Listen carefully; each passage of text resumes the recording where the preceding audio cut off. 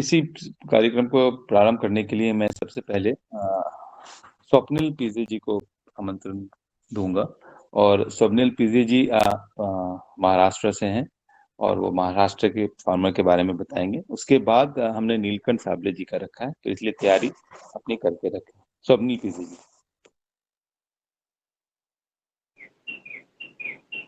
जी ओम, सभी को नमस्कार। सर मेरी आवाज आ रही है? हाँ जी, आ रही है। हाँ सर, मैं जो आज सक्सेस स्टोरी बनाने जा रहा हूँ वो हमारे महाराष्ट्र के फार्मर मिनीनाथ लक्ष्मण जी इतापे।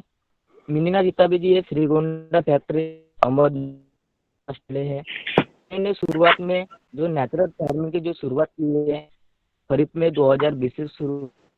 तो उनके जो मोटिवेटेड पर्सन जो हमेशा उन्हें गाइडलाइन देते रहते हैं, जो डॉक्टर संतोष चौहान जी, जो पूना के सीनियर साइंटिस्ट हैं, और वो फार्म लैब के भी बारे में उनको हमेशा गाइडलाइन देते रहते हैं। इन्होंने शुरुआत में 1 एकड़ से जो टोमेटो की फसल है उनके जो अनार की फसल है जो टोमेटो है उसमें मिक्स में उन्होंने नेचुरल फार्मिंग की शुरुआत की। शुरुआत में इन्हें कुछ दिक्कतें का सामना भी करना पड़ा। जैसे कुछ पहले साल में उनका कहना है कि में जैसे जैसे उनका जो लैंड का जो पोत है वो सुधर रहा था, तो वैसे वैसे उनका प्रोडक्शन इंक्रीज हुआ। इनके फार्मर जो कैटेगरी है नेचुरल फार्मिंग में इनके पास 9 डे हुए। इनका टोटल फार्मिंग एक्सपीरियंस 15 साल का फार्मिंग एक्सपीरियंस रहा है। इनके टोटल लैंड इनके पास 10 एकड़ जमीन है। इनमें से 9 एकड़ में उनके जो अनार की फसल है उसमें टोमेटो मिक्स क्रॉप में लेते हैं और क्रॉप रोटेशन भी यूज करते हैं। जैसे पोमोग्रेनेट में रिजगार्ड लेते हैं। मल्चिंग मटेरियल के लिए पॉलीथीन यूज करते हैं। सीड जो उन्होंने प्लांटेशन किया था वो बोले थे कि अनार की जो प्लांटेशन किया था उन्होंने कुछ परचेज भी किए थे नर्सरी से, और कुछ वो टोमेटो की सीड वगैरह वो घर में अभी निकल रहे हैं। मैनुअल खत के बारे में वो ज्यादा प्रमाण में FIM शुगर केन जो लीफ है तो उसका मल्च करते हैं। जीवामृत स्लरी बनाते हैं। पेस्ट कंट्रोल के लिए नीम ऑयल का इस्तेमाल करते हैं, गोमूत्र का इस्तेमाल करते हैं और नीमास्त्र भी बनाते हैं। और कभी ज्यादा जरूरत पड़ी तो ज्यादा कीट वगैरह लगे तो दशपर्णी भी बनाते हैं। वीट कंट्रोल के लिए हैंड वीडिंग करते हैं। और जो अनार के बगीचे उसके आसपास जो कचरा ज्यादा रहता है तो उसके लिए वीट कटर का इस्तेमाल करते हैं, मैकेनिकल वीट कटर। और निराई गुड़ाई भी बैल से निराई गुड़ाई भी करते हैं। इसमें फोटोग्राफ्स हमने अटैच किए हैं। जैसे जो उनका द्राक्ष का बगीचा है वो भी एक फोटो इसमें दर्शाया है। जो उन्होंने पॉलिथीन शीट पे जो रिजगार्ड लगाया है उसका भी एक फोटो इसमें मेंशन किया है। नंबर 3 इसमें जो उन्होंने जीवामृत बनाया है उसका भी एक फोटो इसमें मेंशन किया है। और उनकी जो टोमेटो फसल है उसका भी एक टोमेटो की फसल का भी एक फोटो इसमें डाला है। और नंबर 5 इसमें जो उन्होंने उनका जो अनार का बगीचा है उसका भी एक फोटो इसमें मेंशन किया है। फील्ड एंड प्रैक्टिस वीडियो और अर्निंग नॉट अवेलेबल। इनके कुछ मेजर अचीवमेंट्स रहे हैं। जो इनका फसल भी उत्पन्न भी बढ़ गया है और जो खेत में जो लागत खर्चा है जैसे सभी औषधि वो निमास्त्र ब्रह्मास्त्र वगैरह जो दशपर्णी वगैरह घर में ही बनाते इसलिए उनका बाहर से लाने वाला खर्चा भी उनका बच गया है। और इनका इनकम भी बढ़ गया है और इनका इम्प्रूव फैमिली मेंबर्स जो उनके फैमिली मेंबर्स के जो स्वास्थ्य में सुधार भी आ रहा है।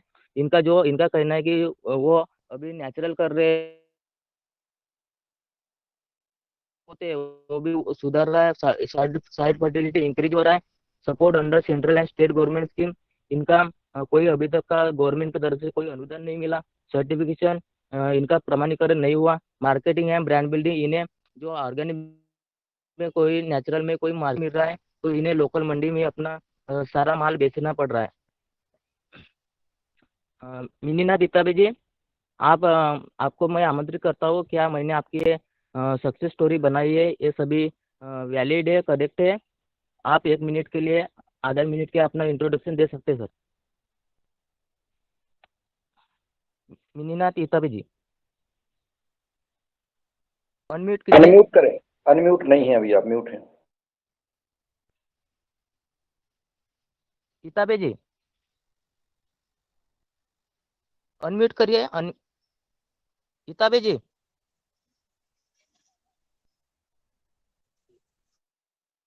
अनम्यूट किया ना सर, नमस्ते। हाँ हाँ, हाँ बोलो। बोलिए बोलिए। हेलो। बोलिए बोलिए, अपना इंट्रोडक्शन दीजिए सर। हाँ, मैं महाराष्ट्र के अहमदनगर शिवाना फैक्ट्री से बोल रहा हूँ सर। मेरे संतोष अपना पीछे तक ने जो बोले वो सब बात ठीक बोली, मैंने जो बोल करता हूँ वही उनको बताया था मैंने। और मैं मेरे किसी के अंदर मैं तो मुझे लग रहा है मुझे संतोष चौहान ने ये सिखाया कि ये फार्मिंग में नेचुरल वजह जैसे गोबर का खाद बनाना और ट्राइको के बारे में बनाया, जो अमृत बनाना, ये सब संतोष चौहान सर ने बताया था मुझे वोडू के और लगती। मैंने पिछले अभी बारिश के मौसम में टमाटर लगाया था, टमाटर के बारे में तो बोलूँ तो ऐसा मुझे फायदा हुआ है। मैंने उसको कोई भी दूसरा नीचे ऐसा ये नहीं किया, मेरा सुपर भाव निकला था, इतना अच्छा टमाटर था वो। मैंने दूसरा अनार के बारे में बोलूँ तो अनार तो मुझे हर साल कम से कम 3-4 लाख रुपए तक कभी भी देता है वो। अभी गोबर का ही खाद डालते हैं उनको, ज़्यादा दूसरा कोई डालते ही नहीं हमको।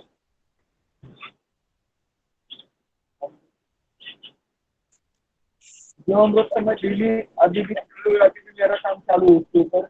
अभी आज ट्राई कर हम घर पे ही बना के हाथ लगता है घर पे ही बना रहे हैं, बाहर से कोई लाते नहीं।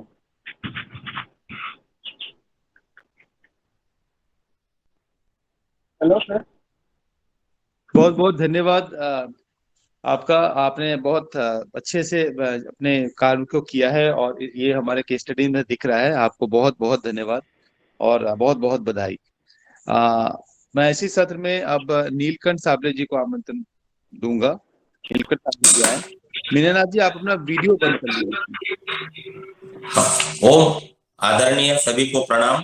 मैं नीलकंठ साबले महाराष्ट्र से हूँ। मैंने प्राकृतिक खेती किसानी करने वाले किसान की सक्सेस स्टोरी बनाई है, जिनका नाम आदरणीय श्री बाला साहेब जी रंगनाथ गजमल जी, ग्राम डासाड़ा, तहसील सेलू, जिला परभनी, महाराष्ट्र से रहने वाले हैं। आदरणीय बाला साहब जी का मोबाइल नंबर 9420428391 है।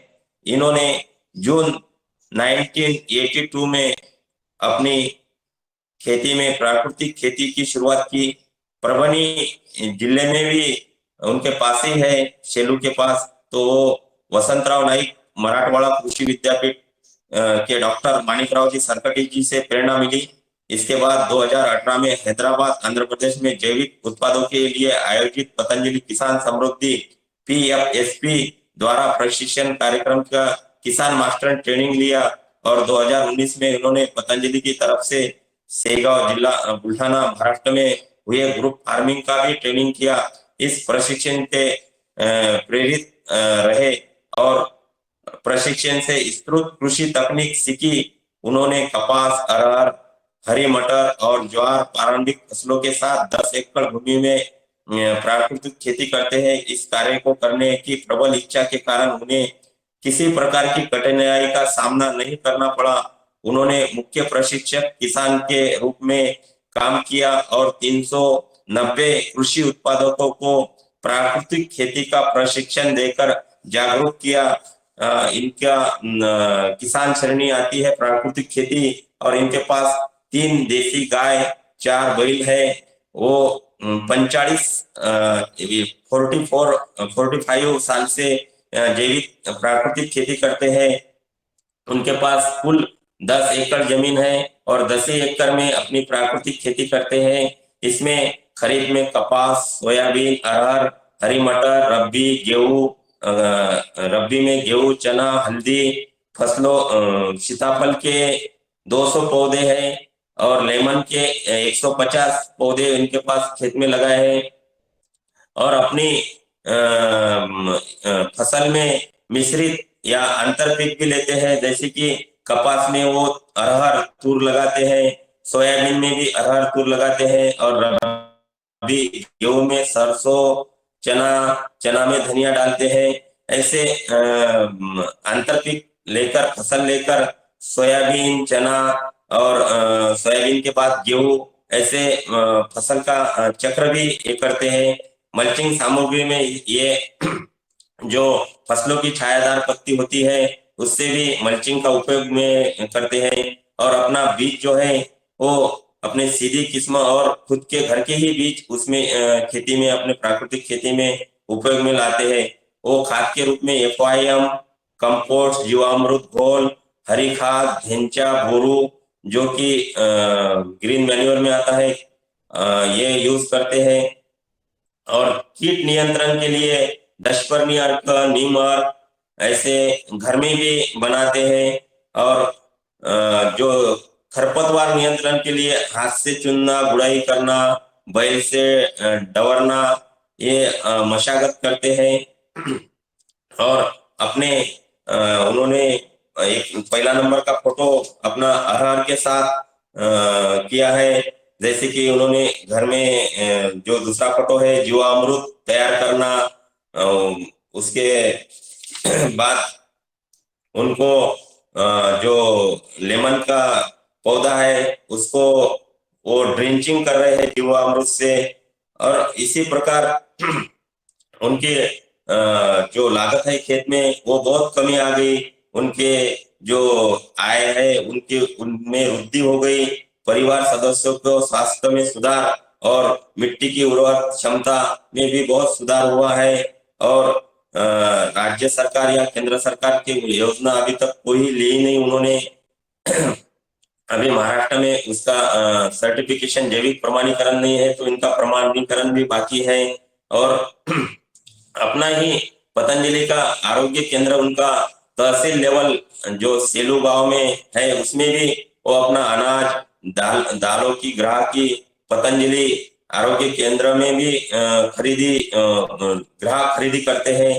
कृषि पर आधारित इस किसान जो प्राकृतिक खेती करते हैं उनको वो अपने आरोग्य केंद्र में भी मार्गदर्शन करते हैं। इसी प्रकार उनका बहुत लोगों से इन्होंने प्रेरित किया है और प्रशिक्षण देकर हमेशा इस उम्र में भी वो अपना कार्य सदा के लिए करते रहते हैं। तो मैं आदरणीय बाला साहब गजमल जी को आमंत्रित करता हूँ कि मैंने ये जो अपने बारे में बताया है ये पूरा है कि नहीं, इसमें कुछ कम है लगता है तो आप 1 मिनट के लिए मैं आमंत्रित करता हूँ आदरणीय बाला साहब जी गजमल। ओम जी, ओम जी, आवाज आ रही? आवाज आ रही आपकी? आ रही क्या? ओम जी, ओम जी, ओम। आदरणीय स्वामी रामदेव जी महाराज, आदरणीय आचार्य बालकृष्ण जी, इनको मैं कोटि कोटि नमन प्रणाम करता हूँ। और सभी को प्रणाम करते हुए, मेरा नाम बाला साहेब रंगनाथराव गजमल, तालुका सेलू, जिला परभणी, महाराष्ट्र का रहने वाला हूँ। और मैं पतंजलि किसान सेवा समिति का जिला प्रभारी हूँ। सभी मेरे बारे में जो नीलकंठ जी साबळे जी ने मेरे को बताया है वह पूर्व रूप से सही है। और इसमें हम जो पिछले कई सालों से किसानों को प्राकृतिक खेती की तरफ जोड़ रहे हैं और आगे भी परभणी जिले के ज्यादा से ज्यादा किसानों को प्राकृतिक खेती के तरफ लगाएंगे। और इसी प्रकार अपना भारत देश प्राकृतिक खेती की तरफ बढ़ाते जाऊंगा।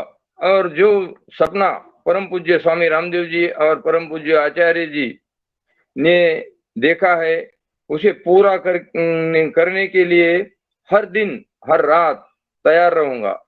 इसी वादे के साथ मैं अपने वाणी को विराम देता हूं और पूरे पतंजलि परिवार को धन्यवाद देते हुए मुझे यह बोलने का मौका दिया। ओम धन्यवाद।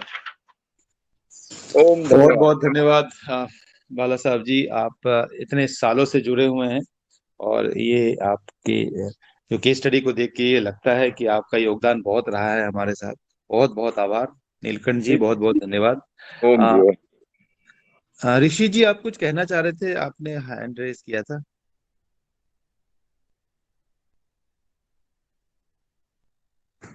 नमस्कार, ओम। जो हमारे साथी स्वप्निल जी ने एक सक्सेस स्टोरी बताई है, बहुत अच्छी सक्सेस स्टोरी है वो। उसमें बस थोड़ा सा ये जो एक प्लास्टिक मल्चिंग के बारे में इन्होंने बताया है, वो प्लास्टिक मल्चिंग को नेचुरल फार्मिंग में अवॉइड करना चाहिए, यही मेरा कहना था। बाकी उनका जो किसान साथी हैं उन्होंने बहुत अच्छा काम किया है, यही मेरा एक सबमिशन था। क्योंकि नेचुरल फार्मिंग में कोई भी चीज प्लास्टिक वगैरह अलाउड नहीं है, नेचुरल मल्चिंग वो यूज कर सकते हैं उसकी जगह में। धन्यवाद। धन्यवाद ऋषि जी। इसी सत्र में मैं अब डॉक्टर दुबे जी को आमंत्रण करूंगा, और उसके बाद विश्वजीत पानीगर जी का प्रेजेंटेशन है। धन्यवाद सर। मैं जिस किसान को प्रेजेंट करने जा रहा हूँ वे है वसंत रामभाऊ जी औथड़े। एक बहुत समर्पित और अच्छे किसान है। ये ब्राह्मणवाड़ा में रहते हैं और तालुका कारंजा में, वर्धा जिले में है, महाराष्ट्र में।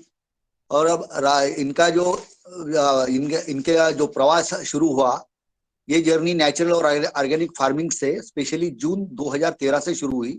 उनको यहाँ पे वर्धा में कमल एंड बजाज फाउंडेशन ट्रस्ट करके ऑर्गेनिक फार्मिंग में और नेचुरल फार्मिंग में काम करने वाली एक संस्था है। ये संस्था से इनको प्रेरणा मिली है और उन्हीं के सहयोग से ये अलग अलग एग्रो टेक्निक्स है वो पढ़े हैं। उन्होंने उनकी शुरुआत 1 एकड़ खेती से की और शुरू में उन्होंने कॉटन और टर्मेरिक, हल्दी और कपास लगाया था। और उनको एक पहले साल में लॉस आया था। उनसे जब चर्चा हुई तो उन्होंने बोला कि उनकी जो कपास की खेती थी उसमें तो 2.5 क्विंटल तक बहुत कम उपज हुई थी, लेकिन उनका पूरा जो ऑब्जेक्टिव था कि भाई मुझे नेचुरली और ऑर्गेनिक ही खेती करनी है, तो इसलिए उन्होंने केंद्रित किया था। तो उससे वो कोई डिसअपॉइंट नहीं हुए और दूसरे साल में उसमें अच्छी इंप्रूवमेंट हुई, ये भी उन्होंने बताया। और तीसरे साल से उनको जो बाकी नेचुरल केमिकल फार्मिंग करते थे उसके समान ही उनको उत्पाद आया और अभी तक वो कंटिन्यूअसली चालू ही है। और उनका ये कहना था कि उनकी जो खेती थी वो खेती शुरू में बड़े बड़े ट्रैक्टर से भी फुटती नहीं थी, लेकिन 3 साल में ऐसी स्थिति बन गई कि वो रोटावेटर से आसानी से फुटने लग गई। तो सॉइल में बहुत सुधार आया, ऐसा जो कहना था उनका। उसके बाद में उन्होंने अपनी खेती चालू रखी। उनके जो आजू बाजू के लोग थे उन्होंने उनका अनुसरण किया और इसके बदौलत उन्होंने एक यप्पी फार्मर प्रोड्यूसर कंपनी बनाई है, समग्र ग्राम फार्मर प्रोड्यूसर कंपनी के नाम से, ब्राह्मणवाड़ा में, जिसके 526 मेंबर्स है। और एक बात उन्होंने बताई कि यह जो वर्ष सभी को पता है कि बहुत हेवी रेन वाला वर्ष है, तो इस वर्ष उन्होंने बोला कि जिन्होंने खेती की और स्पेशली उनके खेत में इतने हेवी रेन्स के बावजूद जो भी है कपास है या तुअर है, इसका जो क्रॉप रहा अनअफेक्टेड रहा, उसमें कोई भी कठिनाई नहीं दिखी, नॉर्मल की तरफ से दिखा। और बाकी जो लोग केमिकल फार्मिंग करते थे उनका कपास भी बर्बाद हो गया और तुअर जैसी स्टर्डी फसल भी बर्बाद हो गई, ये उन्होंने स्पेशली बताया। और इसका रीजन उन्होंने बोला कि भाई इसके लिए जो मैंने जमीन निर्माण की है तो हेवी रेन्स होने से भी पूरा का पूरा पानी इन्फिल्ट्रेट हो गया और इसलिए मेरे क्रॉप बच गए। और बाकी जो केमिकल फार्मिंग करते थे उनकी जमीन हार्ड बन गई तो इसलिए उनके क्रॉप जल गए, ये उन्होंने स्पेशली बताया। उनके पास में 2 देसी गाय है, 2 बैल है। उनका 26 साल का अनुभव है। उनकी लैंड होल्डिंग 8 एकड़ की है और पूरे 8 एकड़ में वो जो ऑर्गेनिक और नेचुरल फार्मिंग है वो करते हैं। उनके खेत में ऑरेंज, स्वीट लेमन, देसी कॉटन लगाते, वो देसी तुअर लगाते और बंसी व्हीट लगाते, साथ ही ऑनियन, टर्मेरिक, वेजिटेबल्स कई प्रकार के वो लेते हैं। वो इंटरक्रॉपिंग का जो पैटर्न है, खरीफ में स्वीट लेमन के साथ में कॉटन और देसी पिजन पी के साथ में करते हैं, ग्रीन ग्राम भी उसमें रहता है। और रबी में भी ग्राम, व्हीट, वेजिटेबल्स इनका इंटरक्रॉपिंग करते हैं। क्रॉप रोटेशन को वो स्पेशली फॉलो करते हैं। ग्रीन ग्राम वेजिटेबल्स और ग्रीन ग्राम व्हीट, इस तरह के वो क्रॉप रोटेशन करते। मल्चिंग के लिए जो भी खरपतवार आती है उसका उपयोग वो जमीन में ही डालते हैं, कभी बाहर में डालते नहीं है। और जो ड्राइड पत्तियां और स्ट्रा होते हैं अर्लियर क्रॉप्स के, उनको वो मल्च के रूप में यूज करते हैं। सीड ट्रीटमेंट बीजामृत के साथ ही वो करते हैं, कोई भी क्रॉप बिना सीड ट्रीटमेंट का वो करते नहीं। वो उन्होंने हमेशा स्ट्रेट वेराइटीज और अपना खुद का निर्माण किया हुआ बीज का ही उत्पाद किया है। हाँ, सिर्फ कॉटन के लिए वो जो दूसरी वेराइटीज होती है केवीके या बाहर से वो खरीदते हैं, लेकिन बाकी के लिए वो अपना खुद का ही जो बीज का वो निर्माण करते हैं और उपयोग करते हैं। जो गोबर खाद होता है, कंपोस्ट होता है और जीवामृत, इसका मैन्यूअर्स के रूप में ज्यादा से ज्यादा प्रयोग करते हैं। पेस्ट कंट्रोल के लिए दशपर्णी अर्क, नीम अर्क, आग्नेय अस्त्र और ब्रह्मास्त्र इसका नियमित प्रयोग करते हैं। वीड कंट्रोल, खरपतवार नियंत्रण के लिए हैंड पिकिंग और जो जिसे हम होइंग बोलेंगे और इंटरकल्चरल ऑपरेशंस बोल देंगे, इसका प्रयोग करते हैं। आपको उनके फोटोग्राफ से पता चलेगा कि बड़ी मात्रा में वो जो जीवामृत का प्रिपरेशन करते हैं और खेती में प्रयोग करते हैं। साथ ही ऑरेंज, कॉटन और मैरीगोल्ड फ्लावर फूलों की खेती भी करते हैं और इनके सब का वो जो इंटरक्रॉपिंग बोलेंगे, इंटरक्रॉपिंग करते हैं। साथ ही फूलों के खेती के लिए वो यहाँ पे देखिए, ये पिजन पी के साथ में उन्होंने फूलों की खेती की है। ये बहुत विरल दिखता है, लेकिन इंटरक्रॉपिंग इस तरह से वो करते हैं और फूलों का भी काम होता है और वहां पे जो दाल निर्माण होना है वो दाल निर्माण का भी काम करते हैं। दशपर्णी और नीम अर्क बड़ी मात्रा में वो बनाते हैं, अपने सहयोगी को भी देते हैं और खुद भी ये प्रयोग करते हैं। उनको जब पूछा गया कि इसका फायदा क्या हुआ, तो उन्होंने बोला कि भाई फैमिली के हेल्थ दुरुस्त हुई। उन्होंने सबसे पहले बोला कि मेरे सॉइल की हेल्थ अच्छी हुई और उसमें पानी जाने के इन्फिल्ट्रेशन जो है वो बहुत बढ़ गया है। और शुरू में भी बताया था उन्होंने, और जो कॉस्ट है, इनपुट कॉस्ट कम हो गई, उनका इनकम बढ़ गया, उनका क्रॉप यील्ड बढ़ गया। तो ये उन्होंने फायदे बताए। उन्होंने वो बताया कि भाई उनको सपोर्ट जो मिला, तो केवी के वर्धा जो है वो केवी के वर्धा से पैक हाउस के लिए उनको कुछ गवर्नमेंट से मदद मिली है। सर्टिफिकेशन प्रोसेस में आत्मा के माध्यम से उनका तीसरा साल है। हालांकि उन्होंने भेजा है, लेकिन यहाँ पे इस पे गवर्नमेंट एजेंसी में वो पाइपलाइन में है और अभी तक सर्टिफिकेशन हुआ नहीं है। उनको जब पूछा गया कि भाई ये उत्पादों का आप क्या करते, तो उन्होंने बोला कि मैक्सिमम जो मेरे प्रोडक्ट्स है वो प्रोडक्ट्स घर से ही बेचे जाते हैं। और सिर्फ कॉटन में जो दिक्कत आती है, तो कॉटन के लिए उन्होंने बोला है कि एक प्राइवेट एजेंसी के साथ में उन्होंने कॉन्ट्रैक्ट किया है और वो प्राइवेट एजेंसी जो मार्केट में दाम होता है उससे हर साल 500 रुपए क्विंटल पे हमको ज्यादा देती है और इस तरह से हमको उसमें भी मुनाफा मिलता है। तो ये लगभग आठवले जी के वसंतराव जी की स्टोरी है। मैं वसंतराव जी को आमंत्रित करता हूँ कि वे यहाँ पे आए और जो हमने प्रस्तुति की उसके बारे में अपनी राय देवे। वसंतराव जी। जी सर, नमस्कार। हेलो। हाँ, बोलिए बोलिए वसंतराव जी। हाँ सर, नमस्कार। नमस्कार। हाँ, मैं वसंत रामभोजी अवथले बम्बनवाड़ी से बोल रहा हूँ सर, तालुका कारंजा, जिला वर्धा। अभी जो सर ने, दुबे सर ने जो बताया, बहुत ही सही बताया।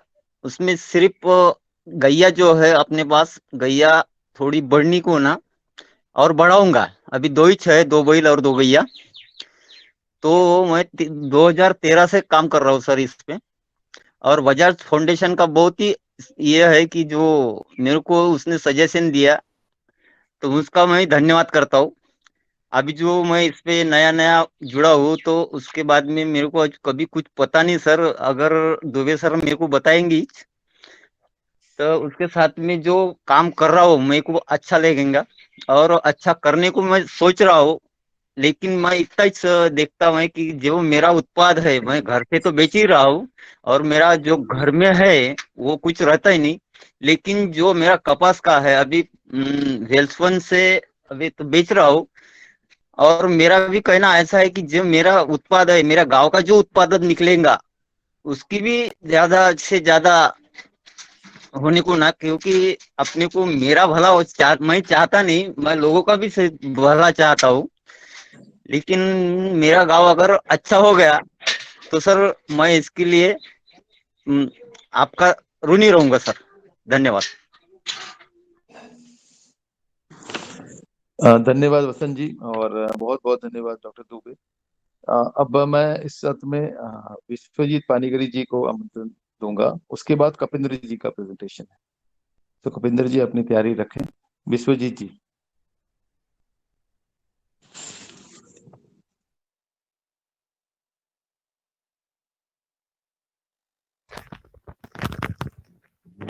जी, सभी को नमस्कार। जैसे आज की जो हमारे उड़ीसा प्रांत से प्रशांत रंजन प्रतिहारी जी का, जो कि प्राकृतिक कृषक हैं यहाँ पे, काफी दिनों से 25 सालों से उनका जो कृषि में अनुभव है, उनका एक बहुत ही जो उनके खुद के उपलब्धियां हैं प्राकृतिक कृषि में, उनके बारे में उन्होंने मुझे जो बताया है, और जाके हमने भी उनके जो यहाँ जाके देखा भी है, उसके बारे में संक्षेप में मैं जो बताया है उन्होंने बताऊंगा। और प्रशांत जी, आप इसके बाद जो है आप आगे आके मेरे बोलना जब खत्म होता है तो आप आके बताइएगा सबको कि मैंने जो बताया है वो सही है, या उसमें अगर कुछ कमियां हो, कुछ छूट गया हो तो आप बता दीजिएगा। तो ऐसा है, प्रशांत रंजन प्रतिहारी जी उड़ीसा के खुर्दा जिला के अंगारपड़ा जो इनके जो पंचायत है, ब्लॉक जटनी और गांव महुला के हैं। और इनका जो फोन नंबर है, मोबाइल नंबर है, कॉन्टैक्ट नंबर 9938556507 है। प्रशांत रंजन प्रतिहारी जो एक उन्होंने जैसे ही ग्रेजुएशन कंप्लीट हो गया, तुरंत फिर जो काम उन्होंने जैसे ही अपना टाइम में होता था, फुल टाइम में शुरू कर लिया। और जो खेती में इनको काफी दिनों का अनुभव है, 55 से लगभग। और जैसे जैसे ये आगे 2016 तक उन्होंने रासायनिक का जो प्रयोग करते हुए खेती किए, लेकिन 2016 में ऐसे कुछ पारिवारिक घटनाओं की वजह से उनके परिवार में ये संकल्प लिया गया कि हमें जो है अभी खुद का जो फूड है, जो खाद है, जो भोजन है, वो खुद उगाएंगे और देखेंगे कि ये पेस्टिसाइड फ्री है, कोई मतलब जो विषयुक्त नहीं है। और इस हिसाब से वो एग्रोकेमिकल का भी यूज करना बंद किया और शुरू किया जो प्राकृतिक रीत से खेती करना। फिर जैसे जैसे 2 साल के बाद, 3 साल के बाद जब जो पूरी हमारे जो पतंजलि का ट्रेनिंग आया, तो उसमें उन्होंने ज्वाइन किया। और उनका जो पहले एक पारंपरिक रीत से जो उन्होंने सीखा था, पारिवारिक जो एंसेस्ट्रल उनका नॉलेज होता था, उसके बेसिस पे उन्होंने खेती करते थे पहले। अब ये जो है ट्रेनिंग के बाद उनका पूरा एक कंप्लीट उनके हाथ में आ गया। सारे मेथड्स जो हैं, प्राकृतिक जो प्रूवन मेथड्स हैं, उसको अप्लाई करते हुए उन्होंने खेती की। और वो जो है शुरू में जो चीजें उनको एक साल में तो उनकी ऐसी अनुभव रही कि गांव में भी सब जो बड़े बुजुर्ग हैं वो मना करते रहे कि भाई ये जो है उसमें उत्पादन कम हो रहा है, तो आपको ये सब नहीं करना चाहिए। तो फिर उसमें उन्होंने जो है मतलब टूटे नहीं और कायम रहे। उनके जो खेती की जो नई जो पद्धतियां उन्होंने अपनाया था, उसमें कायम रहे। और उन्होंने 1-1.5-2 साल के बाद उनका जो है अनुभव इतना बढ़ा, इतना अच्छा रहा, तो उसमें वो एक सफल प्राकृतिक कृषक के हिसाब से और जो अपने एरिया में प्रतिष्ठित हो गए हैं। तो उनका जो है कौन सी पद्धतियां वो अपनाए है, उसके बारे में मैं संक्षेप में बता रहा हूँ। वो है जो अपने खेती में सबसे पहले जो है उनका जो होल्डिंग है वो 40 एकड़ का है। उसमें से 35 एकड़ जो है अभी कल्टीवेशन हो रहा है, और खुद वो कर रहे हैं 15 एकड़। उसमें से 15 एकड़ में वो खरीफ में पैडी लेते हैं, और जो रबी में ग्रीन ग्राम के साथ, मूंग के साथ वो जो वेजिटेबल्स लेते हैं। और जो उनके पास जो गाय हैं अभी 60 के लगभग 60 से ऊपर हैं जो गायें हैं, वो देसी सब जो 60 के 60 जो है देसी इंडिजिनस गायें हैं। और उसमें से जो उनके पास 20 गिर, 5 साहिवाल, 5 हरियाणा और 2 थरपर करके ऐसे वेराइटीज हैं। और जो उनके जो न्यूट्रिएंट के हिसाब से, न्यूट्रिएंट के जो न्यूट्रिएंट मैनेजमेंट के लिए उन्होंने FIM, जीवामृत, घन जीवामृत, पंचगव्य और गोकृपा अमृतम फार्म रेसिड्यू ये वगैरह इसका उपयोग करते हैं, और सीड ट्रीटमेंट के लिए बीजामृत का उपयोग करते हैं, और जो उनके जो पेस्ट डिजीज कंट्रोल के लिए वो अग्नेयास्त्र, ब्रह्मास्त्र, सटरस, नीम ऑयल ऐसे इसका उपयोग करते हैं जब जरूरत पड़ती है। और जो वीड मैनेजमेंट के लिए वो धान में जो लाइन प्लांटिंग करते हैं और मैकेनिकल वीडर का भी यूज करते हैं। और गाय को जो है उसको उसकी भी जो पालन के लिए जो प्राकृतिक रूप से जो चीजें जो पद्धतियां हैं उसको अपनाए। कोई जो हार्मोन, सिंथेटिक हार्मोन और जो एंटीबायोटिक्स का यूज नहीं करते हैं। और जो खाना के लिए उसको जो ग्रेजिंग में चरने के लिए बाहर छोड़ते हैं गायों को, और सुपर नेपियर ग्रास को जो प्राकृतिक रूप से उसको उगाते हैं उसको ही खिलाते हैं। और जो दूध है उसको जो उपभोक्ता को सही जो A2 मिल्क, देसी मिल्क, प्योर देसी A2 मिल्क जो प्रोवाइड करने के लिए वो ये सब करते हैं, सब बताते हैं। और उसको बेचने के लिए जो धान है उसको ज्यादातर वो जो गवर्नमेंट प्रोक्योरमेंट सेंटर है MSP के उसमें बेचते हैं। और जो मिल्क है, दूध है और सब्जियां हैं और बाकी जो भी प्रोडक्ट्स है उनको वो उन्होंने एक अच्छा अपना जो कंटैक्ट को यूज करते हुए, एक नेटवर्क को यूज करते हुए उन्होंने एक CSA जैसा एक भुवनेश्वर और पास के जो खोर्धा सिटी में उन्होंने बनाया है कंज्यूमर ग्रुप्स, उसी में ही वो सब चला जाता है उनका। और इतना डिमांड आजकल बढ़ गया है कि वो मतलब प्रोवाइड नहीं कर पाते हैं खुद अपने जो जितना कर पाते हैं कैपेसिटी के हिसाब से, तो दूसरों को प्रेरणा देते हैं। और उनका जो अचीवमेंट वो मानते हैं, वैसे तो अचीवमेंट उनका बहुत है। अभी जो है बिना कोई ऑर्गेनिक सर्टिफिकेशन के वो 120 रुपए पर लीटर भुवनेश्वर में बेच लेते हैं अपना दूध। और जो प्रोडक्शन अब देखें उनका, तो प्रोडक्टिविटी भी देखें तो वो अभी धान जो है वो यील्ड इतना पर हेक्टर 37 क्विंटल से 50 क्विंटल तक का उनका पहुंच चुका है। और जो प्रॉफिट है वो 75,000 पर हेक्टर से 1 लाख पर हेक्टर तक पहुंच चुका है। ये बहुत ही जो अपने इलाके में बहुत ही एक अनोखा जो उनका उपलब्धि मानते हैं लोग।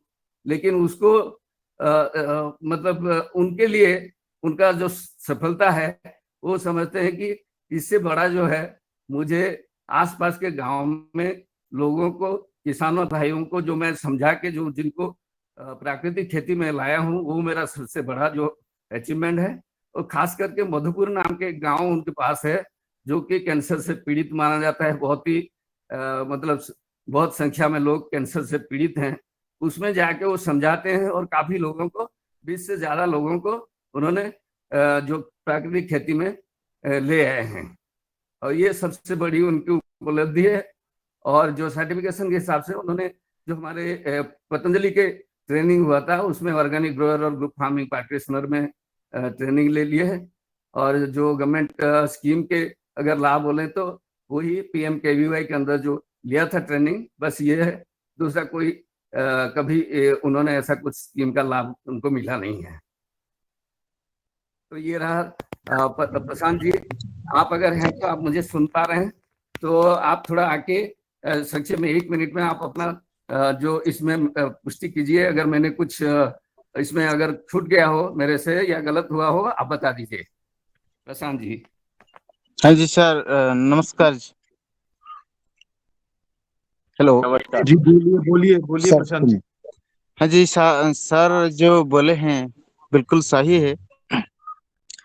और सर आए थे हमारा यहाँ, सब लोग सब देखे हैं हम कैसे ड्रम लगा के रसायन वगैरह सब तैयार करके रखा है, सर ने देखे है। और हमारे खेत भी देखे हैं और गाय भी हम लोग हमारा देखे हैं। पर जो भी सर बोला बिल्कुल सही है। इसमें कुछ ये नहीं। और कभी भी आप आके मेरा यहाँ देख सकते हैं। और मेरा और एक अनुभव है, एक मेरा रिश्तेदार वो रोटी खाते थे, उनका गैस्ट्रिक प्रॉब्लम था, तो रात को रोटी खाते थे, और वो ज्यादा करके आयुर्वेदिक का उनका बहुत श्रद्धा था। मैं उनको बोला पतंजलि का ये गैस और चूर्ण खाओ, ये सब बटी खाओ, बाहर का दवाई मत खाओ। तो वो यूज कर रहे थे, फिर भी गैस का प्रॉब्लम था। तो मैं बोला देखो, मैं यूट्यूब में देखा था कि गेहूं का रोटी बड़ा खतरनाक है।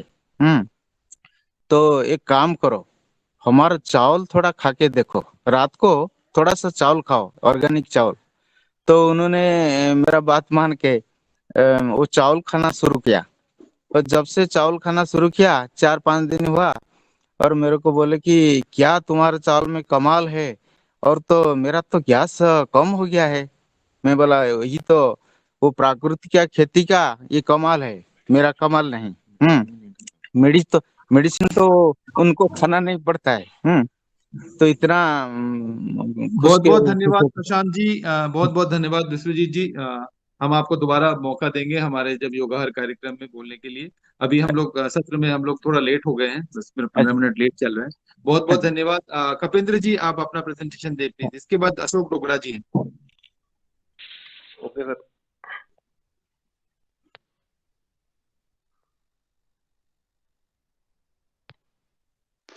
ओम सभी को good morning to everyone sir. आज हम जो सक्सेस स्टोरी शेयर करने वाले हैं वो मिस्टर हेमराज प्रजापति जी की सक्सेस स्टोरी है। सर हेमराज प्रजापति जी बहुत ही यंग फार्मर हैं और अपनी इस छोटी सी उम्र में उन्होंने एग्रीकल्चर के सेक्टर में बहुत कुछ सीखा है और बहुत कुछ अपने गांव में एस्टेब्लिश किया है। मिस्टर हेमराज प्रजापति जी मध्य प्रदेश के निवाड़ी डिस्ट्रिक्ट के नामापुरा गांव से बिलोंग करते हैं। मिस्टर हेमराज प्रजापति जी के पास 2 एकड़ जमीन है और अपनी पढ़ाई ग्रेजुएशन खत्म करने के बाद पिछले 10 साल से वो उसमें खेती बाड़ी कर रहे हैं। हेमराज जी ने नेचुरल फार्मिंग पतंजलि से ट्रेनिंग लेके उन्होंने इसकी प्रति इंस्पायर हुए और इसके बाद उन्होंने नेचुरल फार्मिंग करना शुरू किया था। उन्होंने अपने 2 एकड़ के खेत में 1 एकड़ में फार्म लैब एस्टेब्लिश की है जिसमें वो नेचुरल फार्मिंग की सारी प्रैक्टिसेस यूज करते हैं और 1 एकड़ में उन्होंने मेडिसिनल क्रॉप में तुलसी की प्लांटेशन शुरू की है। ये सब कुछ उन्होंने ट्रेनिंग लेने के बाद शुरू किया। इसके पहले हेमराज जी ने अपने खेतों में जो ट्रेडिशनल क्रॉप्स हैं जैसे गेहूं चना वगैरह ये लगाते थे, लेकिन नेचुरल फार्मिंग करने के बाद उन्होंने अपने खेत में ही एक लैब एस्टेब्लिश की जिसमें वो जीवामृत, घन जीवामृत वगैरह और गाय की गोबर से, गौमूत्र से विभिन्न प्रकार की खाद और दवाइयां तैयार करके अपने खेत में यूज करते हैं। हेमराज जी ने अपने 1 एकड़ के खेत में सब्जियों की खेती स्पेशली शुरू की और सारी सब्जियों वो नेचुरल तरीके से उन्होंने उगाना शुरू किया। उसमें से जैसे लौकी, तुरई, करेला, कद्दू, पालक, धनिया, मिर्ची सारी सब्जियां वो अपने खेतों में उगाते हैं। इसके लिए उन्होंने अपने खेत पे ही वो हर संडे को स्टॉल लगाते हैं जो पास की निवाड़ी डिस्ट्रिक्ट से लोग वहां आते हैं और उसको खरीदारी भी करते हैं। हेमराज प्रजापति जी ने जो इनिशिएटिव लिया है नेचुरल फार्मिंग का, उससे उनके गांव के और लोग भी प्रभावित हुए हैं और उन्होंने अपने गांव में एक पीजीएस समूह का भी गठन किया है जिसका नाम लकी फार्मर्स ग्रुप है। वो अपने ग्रुप को सर्टिफाइड कराकर सर्टिफिकेशन करके और अच्छे लेवल पर अपने काम को ले जाना चाहते हैं। जो नेचुरल फार्मिंग हेमराज जी ने की है उससे उनकी इनकम में बढ़ोतरी हुई है और जो उनका इनपुट कॉस्ट आता था वो भी बहुत ही कम हुआ है। उनकी फार्म लैब जो उन्होंने एस्टेब्लिश की है नेचुरल फार्मिंग में वो लोगों को इंस्पायर कर रही है। हमारी पतंजलि की तरफ से भी सीनियर लोग उनकी फार्म लैब को विजिट कर चुके हैं। कुछ फोटोग्राफ उसमें मैंने अटैच किए हुए हैं। हेमराज जी के पास 2 गाय 2 भैंस हैं और उनकी पूरी जो खेती होती है वो गो आधारित वो पूरी करते हैं। इसमें वो गाय की गोबर, जीवामृत, घन जीवामृत, 10 पाड़ी इन चीजों का इनपुट देते हैं जिससे कि नेचुरल फार्मिंग में और अच्छी चीजें आ पाए। उनके पास ग्रुप फार्म प्रैक्टिशनर का सर्टिफिकेट है और उन्हें ग्रो का भी उन्होंने सर्टिफिकेट लिया हुआ है पतंजलि की तरफ से। पीजीएस सर्टिफाइड का उनका 1 साल हो गया है और आगे वो अपना कर रहे हैं। मार्केटिंग के लिए वो अभी जो लोकल निवाड़ी डिस्ट्रिक्ट में कंज्यूमर्स हैं वो उनकी तरफ उनका फोकस ज्यादा है और उनको अपने खेतों पर हर संडे को वो विजिट भी कराते हैं। हेमराज जी आप प्लीज इसको वैलिडेट करें और इसमें कुछ छूटा हो तो अभी मीटिंग में आप सबके साथ शेयर भी कर सकते हैं। हेमराज सर। हाँ, नमस्ते ओम जी सर। जो भी कपिंद्र सर के द्वारा जो हमारी सक्सेस स्टोरी बताई गई है ये बिल्कुल सही है और इसमें हम लगभग काफी दिनों से काम करते आ रहे हैं, लेकिन जब से हम पतंजलि से जुड़े हैं तब से हमने ये प्राकृतिक खेती स्टार्ट की है, जो कि अभी कम से कम लगभग 4 साल होने को जा रहे हैं। तो इसमें जो भी हमने अपने खेतों में, पहले हम रासायनिक खेती करते थे तो उससे क्या है कि हम लोगों की जो स्वास्थ्य में जो परेशानी आती थी, तो इसके अनुरूप जो हमने मतलब यहाँ सीखा है पतंजलि के द्वारा और इन सभी जो सर आते हैं कपिंद्र वगैरह, तो इनसे जो हमने सीखा है कि मतलब जैसे प्राकृतिक खेती करनी है तो उसको हमने स्टार्ट किया है और हमारे स्वास्थ्य में काफी सुधार देखने के लिए मिला है इन चीजों को। तो हम लगातार 3-4 साल से ये प्राकृतिक खेती करते आ रहे हैं जी। धन्यवाद। बहुत बहुत धन्यवाद हेमराज जी और कपिंद्र जी, आपका भी बहुत बहुत धन्यवाद। मैं अब अशोक बोगरा जी को बुलाऊंगा, इसके बाद रुपिंदर जी का प्रेजेंटेशन।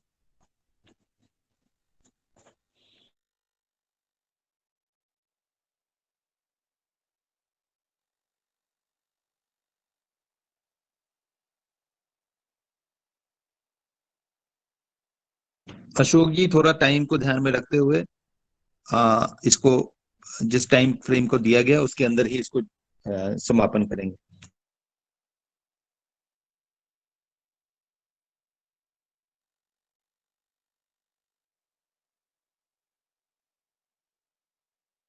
शुरू कीजिए अशोक।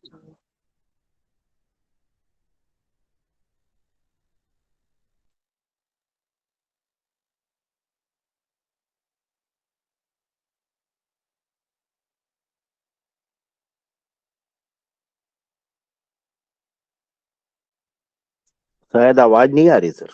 अशोक आवाज नहीं आ रही है आपकी?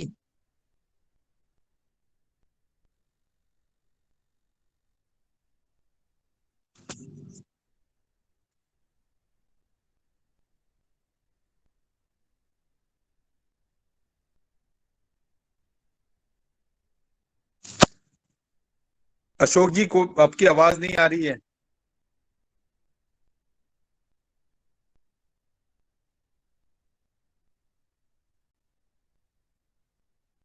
लगता है नेटवर्क की कुछ दिक्कतें हैं, तो इसी को आगे बढ़ाते हुए मैं रुपिंदर जी को आमंत्रण दूंगा। अशोक जी आपको हम इसके बाद बुलाएंगे।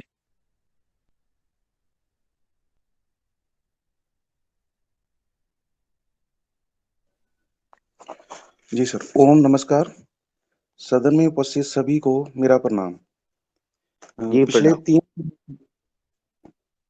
हेलो जी आप बताइए। जी सर। पिछले 3 दिन से चल रही इसी केस स्टडी की वैलिडेशन की सीरीज में आज हमारे साथ पंजाब से जुड़े बहुत ही ऊर्जावान किसान श्री अमित कुमार जी, जिनकी उम्र लगभग 42 वर्ष है। ये गांव चक पन्नीवाला, तहसील जलालाबाद, डिस्ट्रिक्ट फाजिलका के रहने वाले हैं। ये अपनी प्राकृतिक खेती के लगभग 5.5 एकड़ जमीन में करते हैं। ये मुख्य रूप से 2 तरह की बासमती किस्में जो के 17, 18 और 11, 21 है, उसके साथ साथ वो कनक और मिक्स्ड वेजी सब्जियां भी उगाते हैं। अमित जी ने 16 नवंबर 2012 से अपने खेतों में केमिकल डालना छोड़ दिया था और उस दिन से पूर्ण रूप से प्राकृतिक खेती को अपनाने लग गए। ये अपने खेत में भी बहुत समय से ट्राइकोडर्मा बनाते हैं और उसके इस्तेमाल अपनी फसल में करते हैं। में खट्टी लस्सी का इस्तेमाल स्प्रे के रूप में भी करते हैं। पंजाब में जैसे धान की पराली को सानने का दौर चला हुआ है वो इन्होंने 2009 में ही बंद कर दिया था और अपने गांव में भी खेतों को आग ना लगाने की सलाह देते हैं। इन्होंने 2018 में पतंजलि से ऑर्गेनिक ग्रोअर की ट्रेनिंग भी प्राप्त की और 100 से ज्यादा लोगों को ट्रेन किया। हाल ही में एक लोकल न्यूज चैनल की तरफ से इनका इंटरव्यू भी लिया गया था। अमित जी ने जब आगे ट्रेनिंग दी अपने गांव में तो उनमें से एक किसान जिनकी माता जी को डायबिटीज की प्रॉब्लम थी, उन्होंने सोना मोती वैरायटी जो कि कनक फसल अमित जी ने लगाई थी, वो अनाज खाकर उस किसान ने ये बताया कि उसका सेवन करने से उनकी माता जी जो इंसुलिन लेती थी वो हट गया और ब्लड शुगर लेवल भी नॉर्मल हो गया। 2019 में यही वैरायटी इन्होंने 7500 क्विंटल श्री श्री रविशंकर ट्रस्ट को बेची थी। अब ये पंजाब एग्रो एसोसिएशन के साथ जुड़कर अपनी फसल 5-7% बाजार से ज्यादा दाम में बेच रहे हैं। इसकी पुष्टि के लिए मैं श्री अमित कुमार जी को आमंत्रित करता हूं कि वो आएं और बताएं कि जो उनके बारे में प्रस्तुत किया वो सभी ठीक था, सही था। जी अमित जी।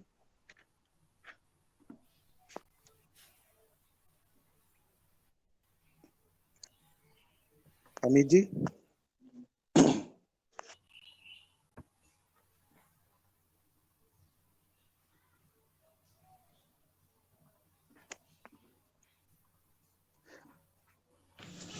अमित जी, आप अपना फोन को अनम्यूट करके आप बताएं, ये पुष्टिकरण करें।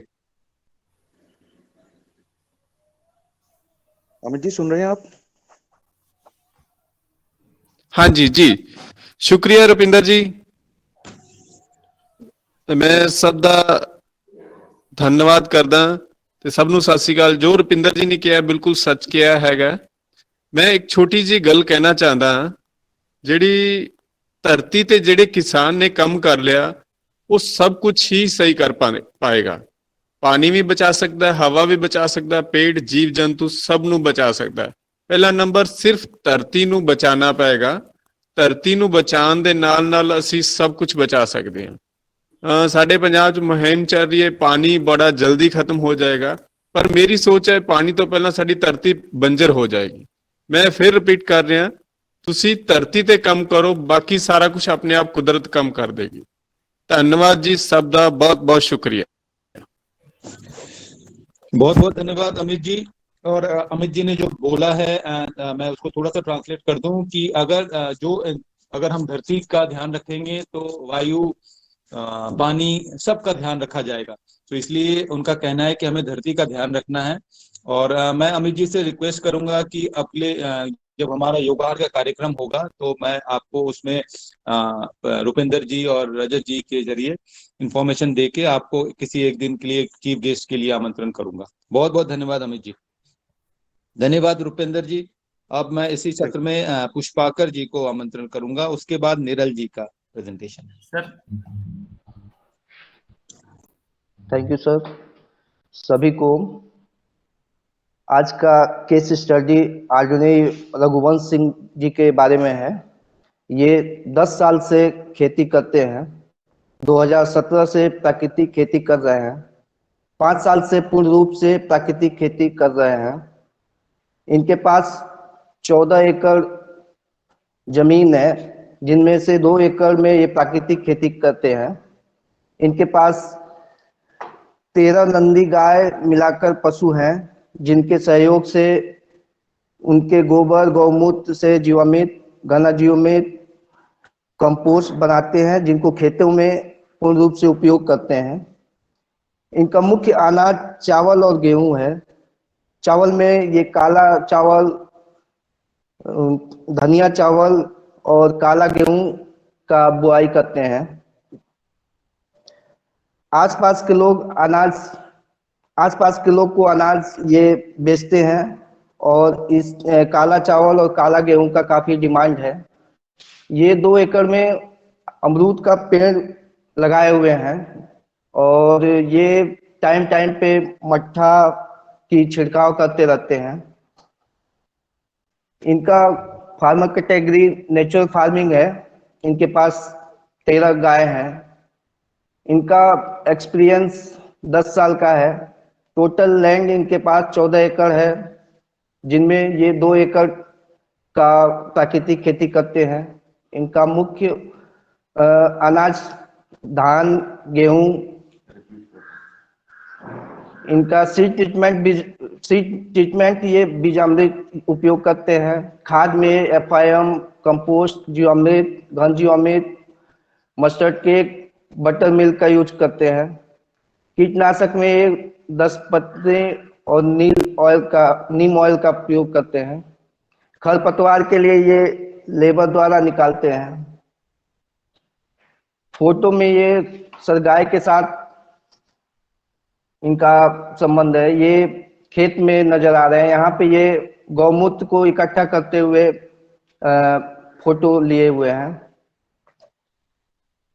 ये गाय के बारे में एक छोटा सा वीडियो दिए हुए हैं, जिसको ये गाय के बारे में बताते हुए नजर आए हैं। ये 5 साल पहले पतंजलि ऑर्गेनिक रिसर्च इंस्टीट्यूट से ये ट्रेनिंग लेने के बाद ये 150 किसान को लगभग ट्रेनिंग दे चुके हैं प्राकृतिक खेती के बारे में।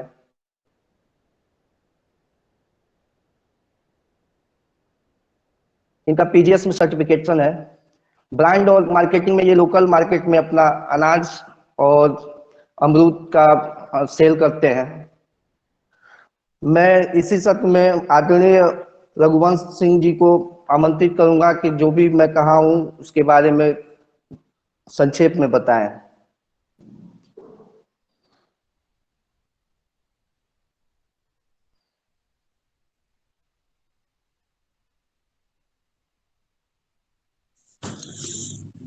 रघुवंश जी सुन पा रहे हैं आप? सभी लोगों को सादर ओम। मैं रघुवंश सिंह, जिला मेठी, तहसील भी हमारा मेठी और ब्लॉक विकासखंड भेटुआ, ग्राम पूरब द्वारा का रहने वाला हूं। अपने रिसर्च सेंटर से जुड़ने के बाद उसको करने के तरीकों की नई नई जानकारी हुई। और अभी पंजाब के कोई किसान भाई कह रहे थे कि अगर हम अपनी मिट्टी को सही कर देंगे तो सब कुछ सही हो जाएगा, तो मैं उनकी इस बात का समर्थन करता हूं। बाकी पुष्पाकर जी ने जो कहा वो बिल्कुल सत्य है, और हम चाहेंगे कि आप सारे लोग हमारे फार्म को देखें। इसका एक मॉडल हम दिए हैं और आगे के लिए भी लोगों को ये मॉडल दिखाया जाए। धन्यवाद। बिल्कुल रघुवंश जी, जो आप काम कर रहे हैं वो प्रशंसनीय है और हम बिल्कुल कोशिश करेंगे कि बाकी लोगों तक ये बात पहुंचे। बहुत बहुत धन्यवाद आपका। द्विवेदी जी का इसमें बहुत योगदान रहा है, आप सभी लोगों का योगदान रहा, हमारे रिसर्च सेंटर का योगदान रहा, और हम सोचते हैं कि आचार्य जी ने और स्वामी जी ने जो सोचा है वो अपने आप सही हो जाए तो ज्यादा अच्छा होगा। बिल्कुल आपका सहयोग चाहिए बस। बिल्कुल हम आपके साथ हैं। बहुत बहुत धन्यवाद। सादर ओम, धन्यवाद। अब निरल जी आप प्रेजेंटेशन दे, और भुवनेश्वर राय जी उसके बाद हैं। जी नमस्कार, मैं निरल ठाकुरिया आसाम से बोल रहा हूँ, और मैं आज श्री अमेन कुमार शर्मा जी का केस स्टडीज के बारे में बताने जा रहा हूँ। श्री अमेन कुमार शर्मा जी ग्राम मेठीपाड़ा, जिला धुबरी, असम का निवासी है। अमेन कुमार जी 2014 से प्राकृतिक खेती कर रहा है। श्री शर्मा जी PMKVY RPL के अंतर्गत जैविक खेती और ग्रुप फार्मिंग का एक प्रमाणित किसान है। उनका कुल जमीन 3 एकड़ है, जहां वो 2 एकड़ जमीन में प्राकृतिक खेती करते हैं। श्री अमीन कुमार शर्मा जी का 6 गाय, 4 बकरी और 20 मुर्गी है। वो अपने खेत में प्राकृतिक तरीके से चावल, पपीता, स्ट्रॉबेरी, आलू और सब्जी का खेती करता है। उनके पास स्प्रेयर, सिंचाई के लिए इलेक्ट्रॉनिक मोटर और वीडर उपलब्ध है, और अपने खेत में उपयोग भी करता है। वो अपने भाई भोलानाथ शर्मा जी के साथ अपने खेत की प्रयोगशाला में जैव उर्वरक और कीटनाशक का तैयार करते हैं। इसके अलावा मिट्टी की किट का उपयोग करके मिट्टी का परीक्षण भी करते हैं। और इसी प्रकार श्री अमेन कुमार शर्मा जी अपने गांव और क्षेत्र में एक प्रसिद्ध एवं प्रभावशाली किसान है। पतंजलि ऑर्गेनिक रिसर्च इंस्टीट्यूट के अंतर्गत प्रशिक्षण एवं अनेक कर्मशालाओं में भाग लेकर क्षमता निर्माण ने उन्हें ग्राहकों के बीच बेहतर अंतर व्यक्तिगत संबंध बनाने में मदद की है और इसलिए उन्हें अपने प्राकृतिक कृषि उत्पादों के लिए बेहतर कीमत भी मिलती है। मिट्टी की बेहतर संरक्षण और बनावट के लिए श्री अमेन कुमार शर्मा जी अपने खेत में नियमित रूप से बीजामृत, पंचगव्य, गोबर का खाद और ग्रीन मैन्योर हरी खाद का प्रयोग करते हैं। वो चावल और आलू में एजोला और वाटर हाइसिंथ जलकुंभी का प्रयोग करते हैं। कीटों और बीमारियों को नियंत्रित करने के लिए गोमूत्र, मिर्च, लहसुन का पेस्ट, नीम के पत्ते, धतूरे के पत्ते, तंबाकू के पत्ते, भांग के पत्ते और गुड़ का इस्तेमाल करते हैं। श्री शर्मा जी इस प्रक्रिया में उनका टोटल खर्चा होता है तकरीबन 25,000 रुपया और प्रति एकड़ में उनका नेट प्रॉफिट होता है 85,000। श्री शर्मा जी के डिस्ट्रिक्ट एग्रीकल्चर ऑफिस और आत्मा से जुड़े हुए हैं और इनसे उन्हें कुछ सहारा भी मिला है। डिस्ट्रिक्ट एग्रीकल्चर ऑफिस से स्ट्रॉबेरी और पपीता का बीज श्री अमेन कुमार शर्मा जी को देता है। वह अपने उत्पादों को अपने स्थानीय मंडी बाजार में बेचते हैं, जैसे कि बिलासीपारा बाजार, फकीरागाम बाजार और कोकराझार, बंगाईगांव दूसरा डिस्ट्रिक्ट में वो आपूर्ति भी करता है। जी धन्यवाद। मैं अभी श्री आदरणीय अमेन कुमार शर्मा जी को आमंत्रण करता हूँ कि वो संक्षिप्त में 2 शब्द बोले।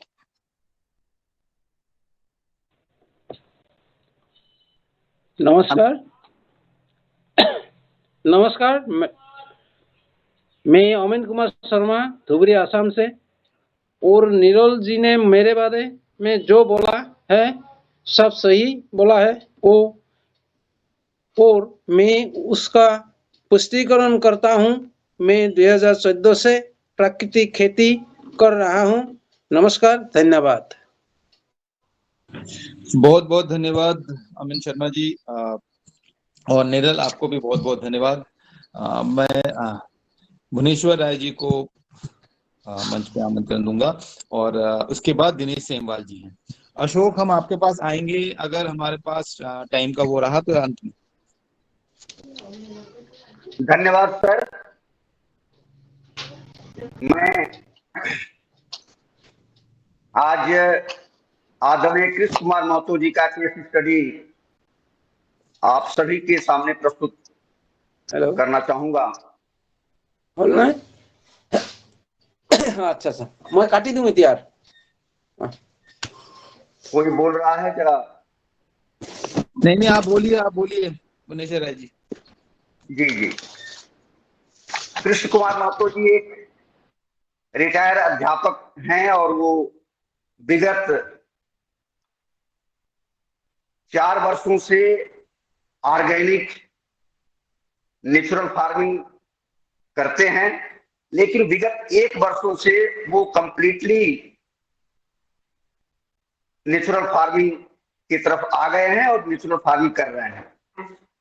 इनके पास इनका सफर यह है कि ये क्योंकि ये थोड़ा शहर में रहते हैं तो बगल में एक इनका व्यवस्था है, वहां पे एक गाय रखे हैं और वहीं से वो अपना दूध भी लाते हैं और उसी गाय के माध्यम से वो अपनी खेती करते हैं। वैसे इनके पास 2 एकड़ में खेती करते हैं, क्योंकि वहां झारखंड की जो सिचुएशन है वो एक ही क्रॉप की है। एक सीजन में केवल धान की सीजन में ही लोग खेती करते हैं, तो धान की 1 एकड़ में धान और 1 एकड़ में अरहर की खेती ये करते हैं।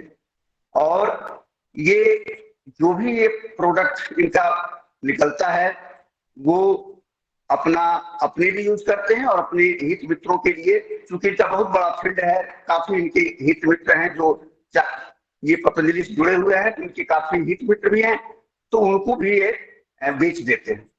इनका जो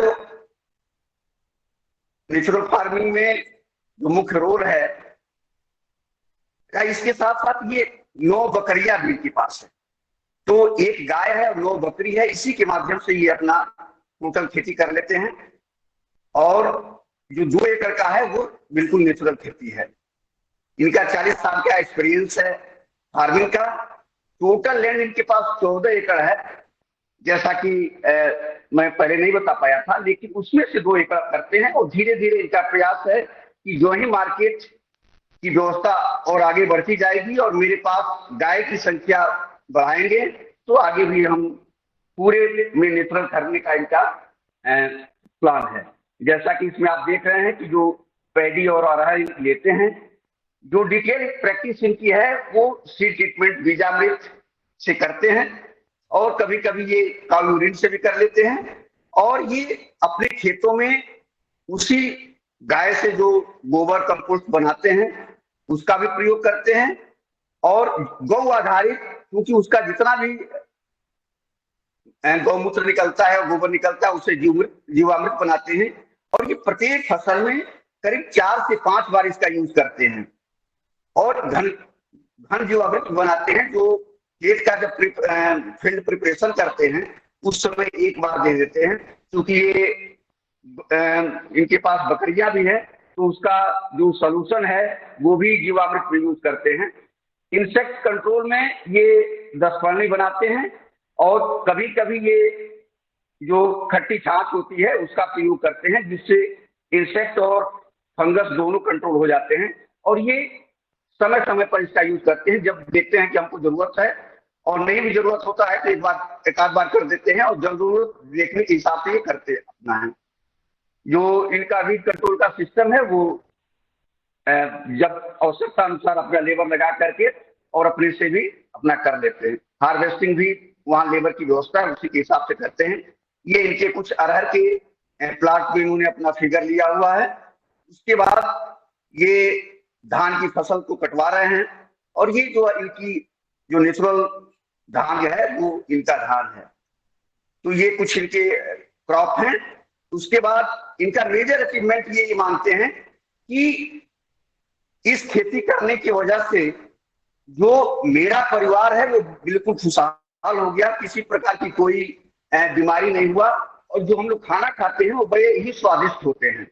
और क्योंकि ये मैं खेती पहली बार शुरुआत की अपने क्षेत्र में, तो इस खेती करने से मेरा जो क्षेत्र में जो रेपुटेशन हुआ वो काफी बढ़ा है और लोग जो है हमको देखे और उसके बड़ा सम्मान देते हैं। तो इनका यही जो है रेपुटेशन, मतलब इनका जो मुख्य अचीवमेंट ये अपना मानते हैं कि समाज में मेरा बहुत बड़ा प्रतिष्ठा इसकी वजह से हुआ। ये जो है क्योंकि ऑर्गेनिक ग्रो और जीएफपी ग्रुप फार्म प्रैक्टिस की ट्रेनिंग देते हैं किसानों को, तो ये और लिए भी हैं, तो ये इनका जो है एक सपोर्ट रहा गवर्नमेंट की तरफ से कि इनको ट्रेनिंग दे दिया गया। सर्टिफिकेशन अभी चूंकि झारखंड में इन्होंने नहीं लिया है क्योंकि जरूरत अभी इनको महसूस नहीं हुआ, क्योंकि अपने ही यूज कर लेते हैं और अपने हित मित्रों को दे देते हैं। मार्केटिंग की व्यवस्था वो उसी तरह से है इनकी कि कुछ अपने खाते हैं, क्योंकि 1 ही एकड़ में इनका केवल अनाज है तो अपने भी खाते हैं और अपने अगल बगल के लोगों को भी प्रस्तुत कर देते हैं। अब मैं आदरणीय कृष्ण कुमार महतो जी को ससम्मान आमंत्रित करना चाहूंगा कि वो आए और मैं जो आपके बारे में बताया वो क्या सही है क्या झूठा है और यदि सही है तो उसका सत्यापन करें। धन्यवाद।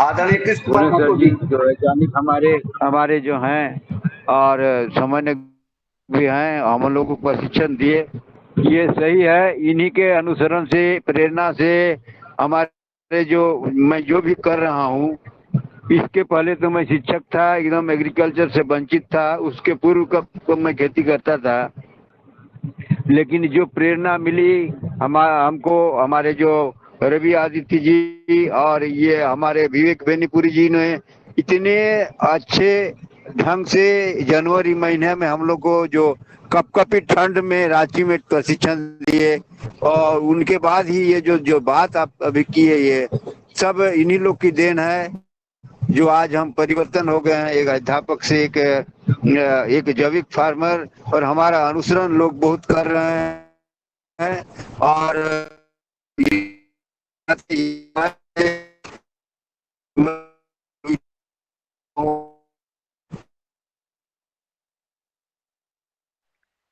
धन्यवाद कृष्ण कुमार महतो जी। मैं जानता हूं कि आप ट्रेन में सफर कर रहे हैं, तो आपका नेटवर्क बाधित हो रहा है। जी जी, धन्यवाद धन्यवाद। बहुत बहुत धन्यवाद कृष्ण कुमार जी, और बहुत बहुत धन्यवाद भुवनेश्वर राय जी। अब मैं दिनेश सेमवाल जी को आमंत्रण दूंगा। दिनेश सेमवाल जी आए और अपने फार्मर्स का जो भी केस स्टडी है उसको सुनाए। जी दिनेश धन्यवाद सेमवाल। आदरणीय जी, धन्यवाद सर, प्रणाम। सर मेरी आवाज आ रही है? बिल्कुल आ रही है जी जी, धन्यवाद। सर मुझे इस फॉर्मेट के अनुसार ये कहानी पढ़ने की आज्ञा दीजिएगा। आप सभी को योगाहार कार्यक्रम में एक बार फिर से अभिवादन। और ये कहानी है 47 वर्षीय जयमाल चंद्र जी की, जो हमारे साथ मौजूद हैं, उनका भी स्वागत है। उनसे श्री तरुण कुमार शर्मा जी ने संपर्क कराया और श्री रावत जी भी इस वार्ता में शामिल रहे। पौड़ी जनपद के एक गांव बमोली से आते हैं श्री जयमाल जी। 2017 तक वो दिल्ली गुड़गांव में एक प्राइवेट कंपनी में कार्यरत थे। उन्हें उनके बड़े भाई श्री कोमल चंद्रा द्वारा खेती करने के लिए प्रेरित किया गया। 2017 में उन्होंने घर वापसी की और अपनी जमीन पर खेती करने लगे। उनकी भूमि का एक बड़ा हिस्सा वर्षा आधारित है। अक्टूबर 2018 में उन्हें पतंजलि द्वारा प्रधानमंत्री कौशल विकास योजना के तहत जैविक प्राकृतिक खेती में प्रशिक्षित किया गया। यहीं से उनके जीवन ने करवट बदली और वह अपने गांव में अपने मित्रों और भाइयों के साथ सामूहिक खेती कर रहे हैं। उत्तराखंड के पहाड़ों में, जहां छोटी जोत, कम उत्पादकता, जंगली जानवरों के उत्पात और बच्चों के लिए शिक्षा और स्वास्थ्य की असुविधा के चलते लोग अपनी जमीन छोड़ रहे हैं, पलायन कर रहे हैं, वहीं जयमाल जी रिवर्स माइग्रेशन का सफल उदाहरण पेश कर रहे हैं। वह अपने गांव के पास के इलाकों में मौसमी सब्जियां बेच रहे हैं और अब तो उनके अनुसार लोग उनके घर पर ही सब्जियां लेने आते हैं। श्री जयमाल जी के अनुसार उनकी सारी सब्जियां उनके घर से ही बिकती हैं। अन्य गांवों के लोग भी उनके पास ताजा सब्जियां लेने आ रहे हैं। वर्तमान में सब्जियों से 30 से 35 हजार का लाभ ले रहे हैं। अपने गांव बमोली में उनकी काफी अच्छी ख्याति हुई है इन 4 वर्षों के दौरान। वर्तमान में वह अपने गांव के वार्ड मेंबर भी हैं और जागरूकता के चलते, उनकी जागरूकता के कार्य को देखते हुए एक स्थानीय समाचार पत्र ने उन्हें एक ग्रामीण रिपोर्टर के रूप में कार्य करने का मौका भी दिया है। वो कहते हैं कि मुझे यकीन है कि एक बार सभी किसान अपनी जमीन को प्राकृतिक खेती में बदल देंगे। इस माध्यम से हम पैसा बचा सकते हैं, रोग मुक्त हो सकते हैं और मैं प्राकृतिक खेती करके खुश हूँ। मेरा परिवार स्वस्थ है, हमारी मीठी फसलें और भोजन किसी भी तरह के संकट से मुक्त है। मेरे भाई और गांव के लोग इस कार्य में सहयोगी हैं और प्रकृति के अनुकूल खेती कर रहे हैं। मैं लगभग 110 किसानों को प्राकृतिक खेती के लिए प्रशिक्षित कर चुका हूं और इनमें से अधिकांश सफलतापूर्वक अपना कार्य कर रहे हैं। खेती में उनको कुल 4 वर्ष का अनुभव हो गया है और इसी तरह से हमने फॉर्मेट भरा है। आपके पास 2 गाय और 15 बकरियां भी हैं। आप 1.25 एकड़ भूमि पर प्राकृतिक जैविक खेती कर रहे हैं और आप गोबर की सड़ी गड़ी खाद और बकरियों से प्राप्त खाद को और जीवामृत का प्रयोग करते हैं। फसल सुरक्षा के लिए आप गौमूत्र और पंचपर्णी के साथ 10 पर्णी और साथ में इसका प्रयोग करते हैं 15 और 20 दिन के अंतराल में। और आपका कहना है कि बकरियों से प्राप्त जो खाद है उससे उर्वरता भी मिलती है और साथ में कीट और रोग प्रबंधन में भी वो सहायक है। आप मंडुआ, गेहूं और दालें उगाते हैं। अनाज और दालें तो आप घर के लिए ही अधिकतर उगाते हैं, लेकिन जो सभी तरह की जो अलग अलग मौसम में सब्जियां उगाई जाती हैं आप उगा रहे हैं और ये सब्जियां आपकी आजीविका की अच्छी माध्यम बन रही हैं। श्री जयमाल जी ने कुछ फोटो भेजी हैं और वो मुझे लगता है नाकाफी हैं। वो आज अपनी फोटो और वीडियो भी उपलब्ध करा देंगे, ऐसी आशा उनसे है। वो हमारे निवेदन को सुन रहे हैं। उनकी उपलब्धि अगर कही जाए तो घर वापसी करके उन्होंने अपने क्षेत्र में खेती में प्रतिष्ठा प्राप्त करी है। गांव के वार्ड मेंबर भी अच्छी खेती करने के चलते हुए बने हैं और कोविड-19 के दौरान जो युवा अपनी नौकरियों को छोड़कर घर वापस आए हैं, उनके लिए प्रेरणा स्रोत बने हैं खेती करने के लिए। और अभी तक आप 110 किसानों को नेचुरल और ऑर्गेनिक फार्मिंग में प्रशिक्षित कर चुके हैं। सरकारी सहायता की बात कही जाए तो आपने अभी तक एक पॉली हाउस आपके घर में लगा जिसमें आप सब्जियों की पौध उगाते हैं। और हाँ, ये बात है कि अभी आपको कोई सर्टिफिकेट प्राप्त नहीं हुआ है। श्री जयमाल जी के अनुसार अब उनके आसपास के लोग और आसपास के गांव के लोग उनके पास आ रही हैं। पहले उनको आसपास के गांव में सब्जियां बेचने जाना पड़ता था और इससे अभी शुरुआती दौर में 30 से 35 हजार और शुरुआती दौर के साथ साथ एक मार्जिनल फार्मर, एक स्मॉल फार्मर होते हुए 30 से 50 हजार का सालाना लाभ कमा रहे हैं। श्री जयमाल जी से मैं निवेदन करता हूं कि वे कृपया अनम्यूट हो जाइए और 1 मिनट में अपनी इस कहानी की साक्ष्यों को प्रमाणित करें। बाद में हम आपको मुख्य अतिथि के रूप में भी निवेदित करेंगे। धन्यवाद। श्री जयमाल जी। ओम, आज की ऑनलाइन मीटिंग में उपस्थित सभी को मेरा सादर नमस्ते। सर्वप्रथम मैं धन्यवाद देना चाहूंगा पतंजलि परिवार को, उत्तराखंड प्रभारी मिस्टर टीके शर्मा जी, पवन शर्मा जी एवं दिनेश सेमवाल जी को, जिनके सहयोग से मैं अपने लक्ष्य की ओर बढ़ रहा हूं। पर्वतीय जिला होने के कारण मैंने भी अन्य 9 युवकों की तरह शहर की तरफ पलायन किया। दिल्ली, फरीदाबाद में रहकर 20 साल प्राइवेट नौकरी की। 2018 में पुनः अपने गांव की ओर रुख किया और अपनी पारंपरिक खेती करने लगा। मौसमी सब्जी पर विशेष ध्यान दिया। आलू, प्याज, लहसुन, मिर्च, बैंगन, लौकी आदि सब्जियां अपने खेतों में उगा रहा हूं। अपनी जरूरतों को पूरा करने के साथ साथ में प्रति वर्ष 25 से 30 हजार रुपए की सब्जी बेचकर आमदनी अर्जित कर लेता हूं। साथ ही पारंपरिक फसलें मंडुआ, झंगोरा, गहत आदि भी उगाता हूं और अपने बीजों के लिए बीजामृत का भी प्रयोग करता हूं और पंचगव्य भी तैयार करके अपने फसलों का उत्पादन बढ़ाता हूं। इसमें मेरे बड़े भाई पूर्व प्रधान श्री कोमल चंद्रा जी व हर्ष मोहन ने पूरा मेरे को सहयोग किया है और वो भी प्राकृतिक रूप से खेती करते हैं और समस्त गांव वाले भी मेरे साथ इस मुहिम में जुड़े हुए हैं। मैंने 2018 में पतंजलि बायो रिसर्च सेंटर से टीओटी का वो लिया है, क्या कहते हैं, परीक्षण लिया है और 110 किसानों को मैंने परीक्षण दिया भी है। बाकी धन्यवाद। जय हिंद, जय भारत। बहुत बहुत धन्यवाद जयमल जी और दिनेश जी, आपका भी बहुत बहुत आभार। बीच में ये अशोक जी का प्रेजेंटेशन रह गया था, अगर वो उपलब्ध है तो कृपया इसको समापन करें। अशोक जी। ओम सर जी बोलिए। जी सर, अभी मैं बताने जा रहा हूँ संदीप नस्कर जी का। अशोक जी, आपके पास 2 कनेक्शन है शायद, आप इसलिए आवाज गूंज रही है, एक को बंद करना पड़ेगा। जी बताइए। जी सर। तो सर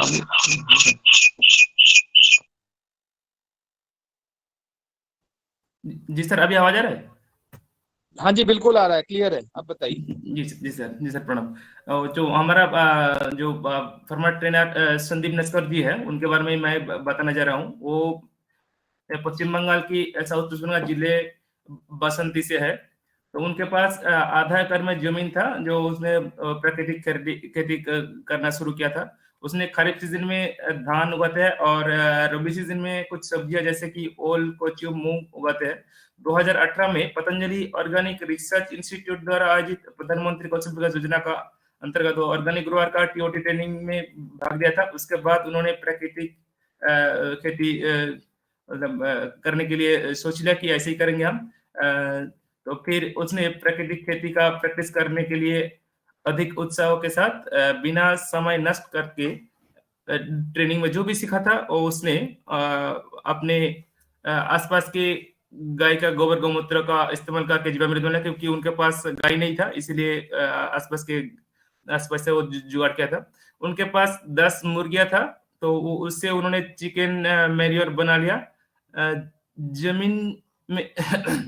जमीन जो तैयारी के समय उन्होंने ग्रीन मैन्योर और चिकन मैन्योर का प्रयोग किया। उसके बाद वो समय के जीवामृत और एजोला का प्रभावित ढंग से उपयोग करना शुरू किया और समय में जैसे कि कीड़ा मकोड़ा ना लगे उसके लिए उन्होंने 10 परनी और नीम ऑयल का भी स्प्रे किया। तो उसके बाद कुछ दिन बाद उनको देखा कि वो फसल का इतना सुंदरता हुई, तो इसने उन्होंने जो फसल था उन्होंने बाजार में लेके गया तो उनको दाम भी अच्छा मिला है। ऐसे फसल की अच्छा रिजल्ट देखते हुए उन्होंने आसपास की जो कुछ फार्मर्स था उनको लगभग 100 फार्मर को उन्होंने ऑर्गेनिक ग्रोअर की अच्छे से ट्रेनिंग दिया, तो उस लोग ने भी प्रभावित हुआ है और प्राकृतिक खेती का उन्होंने भी शुरू किया है।